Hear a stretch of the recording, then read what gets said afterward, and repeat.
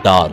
பாக்யராஜ் ஒரு காலகட்டத்தில் தொடர்ந்து ஹிட் படங்களை கொடுத்துக் கொண்டிருந்ததால் அவருக்கு தலைக்கணம் வந்துவிட்டது என்று எம்ஜிஆரின் காதுக்கு சில அரசியல் புள்ளிகள் கொண்டு சேர்த்தனர்.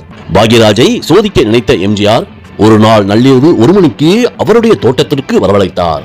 பாக்யராஜ் சென்றபோது எம்ஜிஆர் செஸ் விளையாடிக் கொண்டிருந்தார். வந்த பாக்யராஜை உட்காரச் சொல்லவும் இல்லை, முகத்தை பார்க்கவும் இல்லை. சுமார் 2 மணி நேரம் பாக்யராஜ் அங்கேயே நின்று கொண்டிருந்தார். அதிகாலை 3 மணிக்கு செஸ் போர்டை நகர்த்திவிட்டு பாக்யராஜை நிமிர்ந்து பார்த்த எம்ஜிஆர், என்னப்பா தம்பி, ரொம்ப பிஸியா? உன்னை பார்க்கணும்னா நான் கூட வெயிட் பண்ணணுமாமே என்று ஒற்றை வரியில் கேட்க, யாரோ தனக்கு எதிராக பற்ற வைத்திருப்பதை உணர்ந்த பாக்யராஜ் சட்டென்று எம்ஜிஆரின் காலில் விழுந்து, அண்ணே, உங்களை விட எனக்கு இந்த உலகத்துல யாரும் பெருசில்ல என்று கண் கலங்கி தேம்பி தேம்பி அழுத ஆரம்பித்தார்.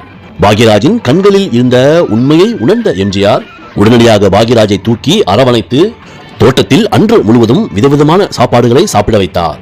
அன்று முதல் எம்ஜிஆர் பாக்யராஜின் உறவு மேலும் நெருக்கமடைந்தது.